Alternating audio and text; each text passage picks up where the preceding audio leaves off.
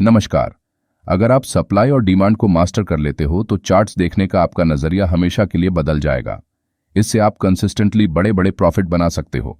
अगर आप सप्लाई और डिमांड को सच में मास्टर करना चाहते हो तो आपसे हमारी एक रिक्वेस्ट है कि वीडियो के किसी भी पार्ट को स्किप मत कीजिए। इस वीडियो में हम सप्लाई और डिमांड के अंतर्गत मार्केट स्ट्रक्चर क्या होता है, आपको सप्लाई और डिमांड जोन को चार्ट पर कैसे ड्रॉ करना है, और फाइनली सप्लाई और डिमांड की मदद से एंट्री कहां पर करनी है और एग्जिट कैसे करना है, इसके बारे में डिटेल में जानेंगे। सप्लाई और डिमांड को समझने के लिए हमें पहले मार्केट स्ट्रक्चर को समझना होगा। मार्केट हमेशा एक साइकिल में चलता है। मार्केट में प्राइस कुछ देर या फिर कुछ दिनों तक एक ही रेंज में ट्रेड करती रहती है, जिसे हम मार्केट में एक्यूमुलेशन फेज कहते हैं। यहां प्राइस हायर लेवल पर रेजिस्टेंस और लोअर लेवल पर एक सपोर्ट एरिया बनाते हुए धीरे धीरे आगे बढ़ती है। जहां बायर्स प्राइस को हायर लेवल पर ले जाने के लिए तो सेलर्स प्राइस को लोअर लेवल पर लाने के लिए एक दूसरे के साथ संघर्ष करते हैं। यहां इस फेज में बायर्स और सेलर्स की ताकत समान होने के कारण प्राइस एक ही रेंज में चलती है, लेकिन जैसे ही बायर्स की संख्या सेलर्स से ज्यादा होने लगती है तो मार्केट में बाइंग प्रेशर बढ़ने लगता है। इस वजह से प्राइस इस जोन को ब्रेक करते हुए ऊपर निकल जाती है, जिससे मार्केट में एक इम्बैलेंस क्रिएट होता है। ऊपर जाने के बाद लोअर लेवल्स पर जिन बायर्स ने बाइंग की थी उन सभी बायर्स को प्रॉफिट होने के कारण वो अपने प्रॉफिट बुक करना शुरू करते हैं, जिससे प्राइस का मोमेंटम स्लो डाउन हो जाता है और प्राइस फिर से एक रेंज में ट्रेड करने लगती है, जिससे चार्ट पर एक बार फिर से वही लोअर लेवल की तरह प्राइस एक जोन में ऊपर नीचे ट्रेड करने से यहां हायर लेवल पर डिस्ट्रीब्यूशन फेस चार्ट पर बनता है।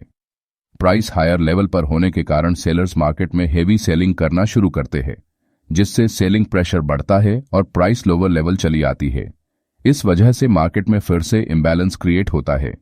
बार बार इसी तरह के फॉर्मेशन बनाते हुए प्राइस आगे बढ़ती है।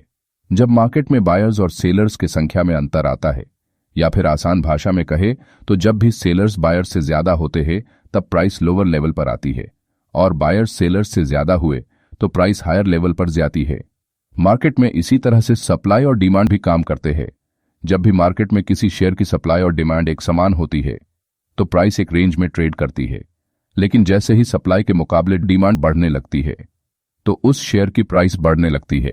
उसी तरह जब मार्केट में किसी शेयर की सप्लाई बढ़ती है तो उस शेयर की प्राइस नीचे आती है, और यह सिलसिला हमेशा चलता रहता है। मार्केट में जो भी चार्ट पैटर्न या कैंडलस्टिक पैटर्न बनते हैं वो सभी मार्केट में मौजूद सप्लाई और डिमांड पर निर्भर होते हैं। सप्लाई और डिमांड का बेसिक कॉन्सेप्ट समझने के बाद अब हम इसे चार्ट पर कैसे ड्रॉ करना है ये समझते हैं। आपके सामने एक चार्ट है।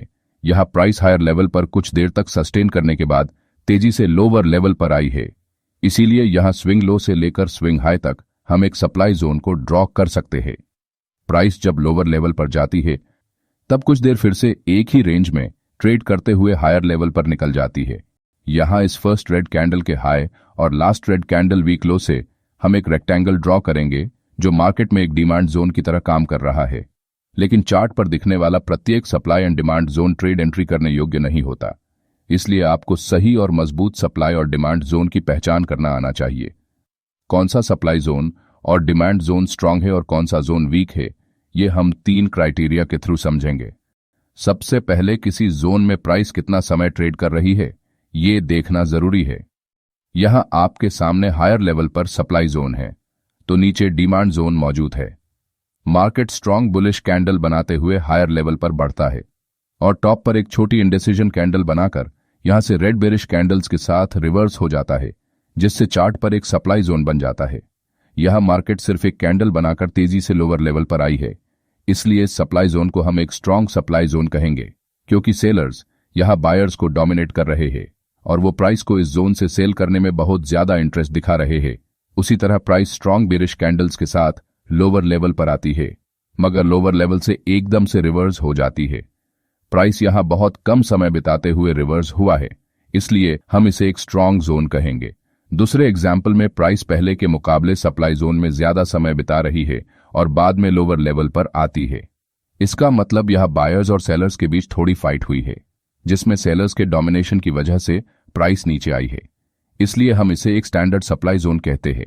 उसी तरह प्राइस नीचे जाते हुए कुछ देर तक डिमांड जोन पर रुकती है और फिर से रिवर्स होकर हायर लेवल पर जाती है, इसलिए ये भी एक स्टैंडर्ड डिमांड जोन है।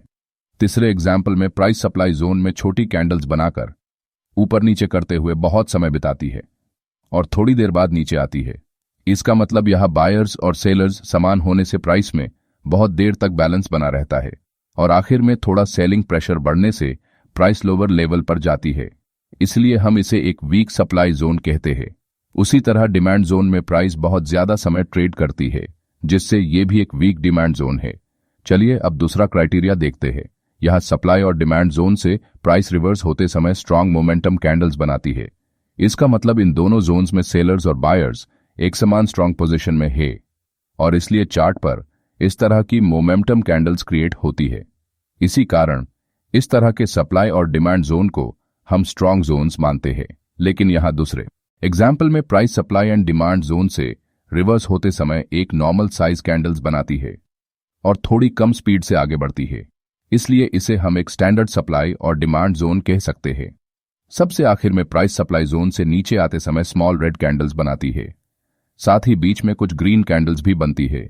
इसका मतलब सेलर्स यहां से सेलिंग करने में ज्यादा इंटरेस्ट नहीं दिखा रहे हैं, जिस कारण प्राइस धीरे धीरे लोअर लेवल पर आती है।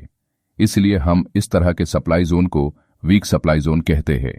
इसी प्रकार से जब प्राइस डिमांड जोन से हायर लेवल की तरफ बढ़ती है तो छोटी कैंडल्स बनाकर ऊपर आती है, जिससे प्राइस को ऊपर आने में बहुत ज्यादा समय लगता है। इसीलिए हम इसे एक वीक डिमांड जोन कह सकते हैं।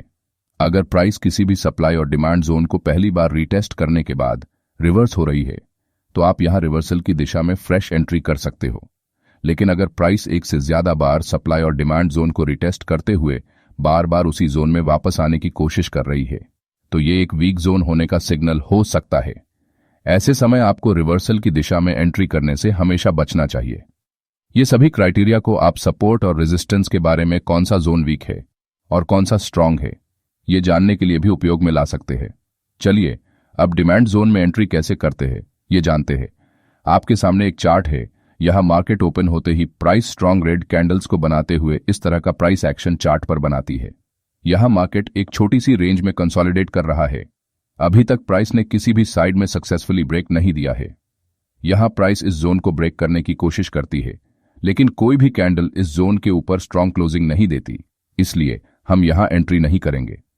कुछ देर बाद प्राइस वापस नीचे से सपोर्ट लेकर ऊपर बढ़ती है और इस जोन के ऊपर एक छोटी सी ग्रीन कैंडल बनती है, लेकिन पिछली रेड कैंडल के वीक हाई को ब्रेक नहीं कर पाती। साथ ही इस कैंडल के बाद कोई स्ट्रांग बाइंग कैंडल नहीं बनती और प्राइस फिर से इस जोन के अंदर चली जाती है। अगर आप यहां नोटिस करेंगे तो प्राइस जब इस जोन से रिजेक्शन लेते हुए लोअर लेवल्स पर आती है तो अपने पुराने स्विंग लो को ब्रेक नहीं करती और चार्ट पर हायर लो का स्ट्रक्चर बनाती है। इसका मतलब यहां सेलर्स प्राइस को नीचे पुश तो कर रहे हैं, लेकिन पहले के मुकाबले उनकी ताकत कम हो रही है, जिससे चार्ट पर हायर लो बन रहे हैं, जो एक बुलिश सिग्नल होता है।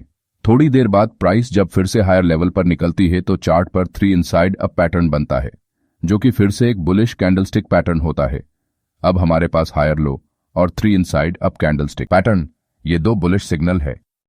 लेकिन यहां प्राइस ने अभी तक अपने पुराने स्विंग हाई को ब्रेक नहीं किया है, इसलिए हम जब तक कोई कॉन्फर्मेशन कैंडल चार्ट पर नहीं बनती तब तक एंट्री नहीं करेंगे। नेक्स्ट कैंडल ओपन होते ही सेलर्स प्राइस को लोअर लेवल पर पुश करते हैं, लेकिन बायर्स मार्केट में एंट्री करते हैं, जिससे चार्ट पर एक हैमर कैंडल बनती है।